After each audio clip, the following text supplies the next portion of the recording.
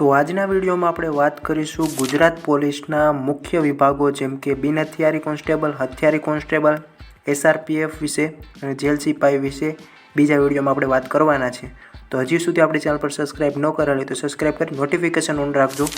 સાથે બીજા બધા ડોક્યુમેન્ટ વેરિફિકેશન ટ્રેનિંગના વિડીયો તમને ચેનલ પર મળી જશે।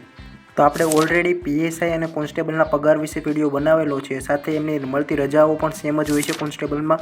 તો એ રજાઓ વિશે અને પગાર વિશે તમે ત્યાં તે વિડીયો જોઈ લેજો, આઈ બટન ઉપર તમને મળી જશે અથવા નીચે ડિસ્ક્રિપ્શન બોક્સમાં તમને એ વિડીયો મળી જશે। તો આપણે વાત કરવાના છે પોલીસ કોન્સ્ટેબલના પ્રકાર વિશે। તો સૌપ્રથમ પોલીસ કોન્સ્ટેબલના બે મુખ્ય કેટેગરીમાં વહેંચવામાં આવેલ છે, હથિયારી કોન્સ્ટેબલ અને બિન હથિયારી કોન્સ્ટેબલ। આ બંનેનું કાર્ય મહત્વપૂર્ણ હોય છે, પણ તેમની ફરજો અને ટ્રેનિંગ અલગ અલગ હોય છે અને કામનો સમયમાં પણ થોડોક ફેરફાર હોય છે। તો સૌપ્રથમ વાત કરીએ બિન હથિયારી કોન્સ્ટેબલ વિશે। તો પહેલાં વાત કરીએ બિન હથિયારી કોન્સ્ટેબલની કામગીરી વિશે।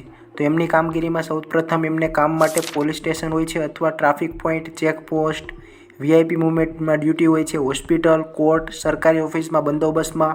એવી રીતે બિન હથિયારી પોલીસ કોન્સ્ટેબલને વધારે પડતું કાગળ ઉપરની કાર્યવાહી હોય છે, જેમ કે FIR છે, ડાયરીની નોંધ છે, પત્ર વ્યવહાર છે, પછી જાહેર સ્થળ પર કાયદો અને વ્યવસ્થાની જાળવણી છે, ટ્રાફિક નિયંત્રણ છે, વાહન ચેકિંગ છે, પત્રો, વોરંટ વગેરે પહોંચાડવાના હોય છે, CCTV ચેક કરવું, ગુનો નોંધવો અથવા તપાસની મદદ કરવી। તો આ બધા બિન હથિયારી કોન્સ્ટેબલની કામગીરી હોય છે।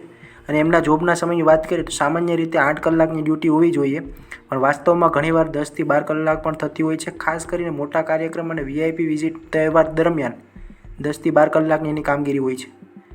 હથિયાર બિન હથિયારી પોલીસ કોન્સ્ટેબલને મળતો નથી, પણ એની ટ્રેનિંગ આપવામાં આવતી હોય છે, એટલે ગમે ત્યારે એમને બંદોબસ્તમાં અથવા કોઈ પણ VIP મુવમેન્ટમાં એમને મળતો હોય છે।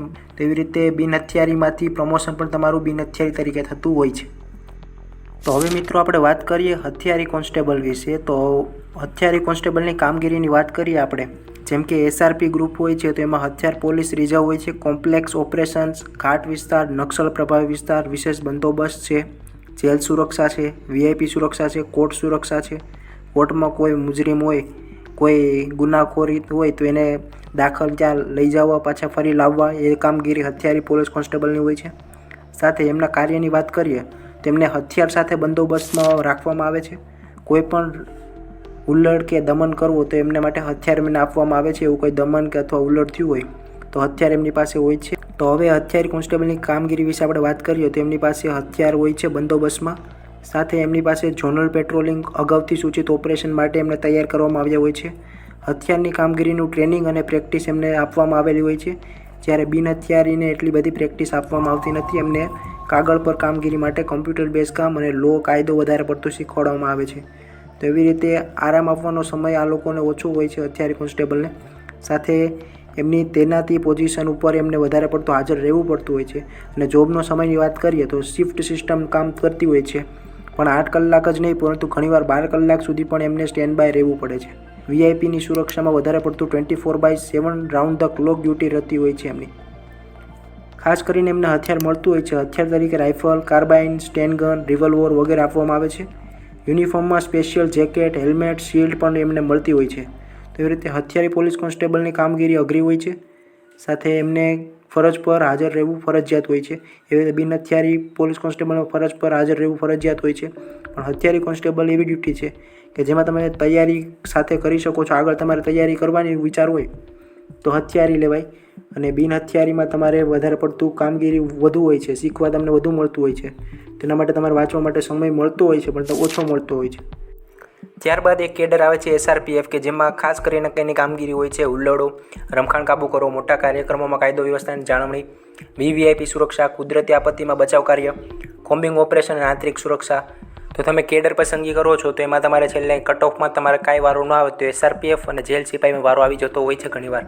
અને સાથે SRPF ગ્રુપની આપણે વાત કરીએ તો ગુજરાતમાં ટોટલ SRPFની મુખ્ય 20 શાખાઓ જેટલી અંદાજિત આવેલી છે, કે જેમાં 20થી વધારે SRPF ગ્રુપ કાર્યરત છે કે તેમાં ખાસ નંબર આપવામાં આવ્યો છે, જેમ કે ગ્રુપ 1, ગ્રુપ 2, ગ્રુપ 3 એવી રીતે આખી લિસ્ટ આપણે ટેલિગ્રામ ચેનલમાં મૂકેલી છે. SRPFના જે મુખ્ય સ્થળ હેડક્વાર્ટર હોય, જેમ કે ગાંધીનગરમાં છે, વડોદરામાં છે, અમદાવાદમાં છે, સુરતમાં છે, એવી રીતે ટ્રેનિંગ હેડક્વાર્ટરને એવી રીતે આપવામાં આવતા હોય છે, જ્યાં SRPF કંપની કાર્યરત હોય છે અને સાથે બંદોબસ્તમાં અને VVIPની સુરક્ષામાં વધારે પડતું એમને હાજરી આપવાની હોય છે. તો આપણે અગાઉ PSI કોન્સ્ટેબલના પગાર વિશે વિડીયો બનાવ્યો હતો કે જેમાં સ્પેશિયલ એલાઉન્સ મળતું હોય છે કોન્સ્ટેબલને, જેમ કે DA છે, HRA છે, ટ્રાવેલ એલાઉન્સ છે, રિઝર્વ એલાઉન્સ છે, કેટલાક સ્પેશિયલ યુનિટને મળતું હોય છે.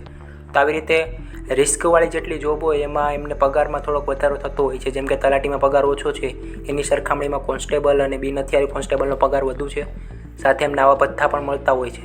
તેવી રીતે પગારમાં જોવા જાઓ તો જેવી રીતે તમે તમારા મુખ્ય પોલીસ સ્ટેશનથી હેડક્વાર્ટરથી દૂર જાઓ તેવી રીતે તમને ભથ્થા મળતા હોય છે. તો લાસ્ટમાં આપણે કેડર સિલેક્ટ વખતે કીધેલું હતું કે 3 ચોઈસ હોય છે, તમારી બિન હથિયારી, હથિયારી અને SRPF. એ 3 ચોઈસ તમારે કરવાની હોય છે અને એમાં તમારે કટઓફ પ્રમાણે તમને વારો આવતો હોય છે મેરિટમાં. તો એવી રીતે તમારે જે સૌથી સારામાં સારી કોઈ હોય કેડર તો બિન હથિયારી છે, ત્યારબાદ હથિયારી છે અને લાસ્ટમાં SRPF છે. તમારે તૈયારી કરવી હોય ને વધારે પડતું શીખવું હોય, વધારે પડતું તમને શીખવા મળતું હોય અને સાથે તમારે કોમ્પ્યુટર બેઝ કામ કરવું હોય અથવા કોઈ પણ એવા ડિપાર્ટમેન્ટમાં કામ કરવું હોય કે જેમાં તમને વધુ શીખવા મળે લો વિશે, કાયદા વિશે, તો બિન હથિયારી પોલીસ કોન્સ્ટેબલ છે. ત્યારબાદ તમારા બંદોબસ્તમાં અને એવી રીતે ડ્રાઈવર તરીકેની જોબ છે, જેવી રીતે હથિયાર માટેની જોબ છે, હથિયાર સુરક્ષાની એક જોબ છે, એવી રીતે ગાર્ડ ડ્યુટી હોય છે. તો એના માટે તમારે હથિયારી પોલીસ કોન્સ્ટેબલ છે અને મોટા બંદોબસ્તમાં VVIP બંદોબસ્તમાં તમારે વધારે પડતું જોબ જોતી હોય તો એના માટે SRPFની કંપની છે. તો એમાં તમારે અલગ અલગ પ્રમાણે જોબ હોય છે અને એમાંથી પ્રમોશન પણ એવી રીતે થતા હોય છે, જેમ કે હથિયારીમાંથી હથિયારી ASI, હથિયારી PSI, એવી રીતે તમારું પ્રમોશન થતું હોય છે. હવે આ ભરતીમાં જે જગ્યા છે જેલ સિપાહી માટે, એના વિશે આપણે વાત કરીએ તો જેલ સિપાહી એટલે જેલ વોર્ડર, જેમ કે પોલીસ વિભાગ હેઠળ કર્મચારી હોય કે જે જેલોમાં કેદીઓની દેખરેખ અને એમની અંદર શિસ્ત અને વ્યવસ્થા જાળવી રાખવાની હોય છે. એમની મુખ્ય જવાબદારીમાં કેદીઓ પર નજર રાખવાની, જેલના દરવાજા, બેરેક, વોચ ટાવર વગેરે પર ફરજ બજાવી, કેદીઓને નિયમ સમજાવવો અને તેમનો અમલ કરાવવો અથવા કેદીઓને હાઈકોર્ટ, સુપ્રીમ કોર્ટ એવી રીતે જે તારીખ આપી હોય એ તારીખે એમને હાજર કરવા, એ તમામ જવાબદારી જેલ સિપાહીની હોય છે. તો આવી રીતે કેડર સિલેક્શન પ્રોસેસ તમારે જ્યારે હોય ને કટઓફ જેવી રીતે તમારે બહાર પડે એવી રીતે તમારે કેડર સિલેક્શન થતું હોય ને તમારો વારો આવતો હોય છે. તેના વિશે આપણે ડોક્યુમેન્ટ વેરિફિકેશનમાં કીધેલો હતો અને વિડીયો બનાવેલો છે, તો ત્યાં ચેકઆઉટ તમે એકવાર જરૂર કરી લેજો. તેવી રીતે વિચારીને તમારે કેડર સિલેક્ટ કરવાનું છે. તો આજના વિડીયોમાં આટલું જ. તમને વિડીયો ગમ્યો હોય તો ચેનલને સબસ્ક્રાઈબ કરો, નોટિફિકેશન ઓન રાખજો. મળીએ નવા વિડીયોમાં, ત્યાં સુધી જય હિન્દ, જય ભારત. છે કે જેમાં કેદીઓની દેખરેખ સાથે જેલની શિસ્ત અને વ્યવસ્થા જાળવી રાખવાની, જેમાં જવાબદારી તરીકે તમારે કેદી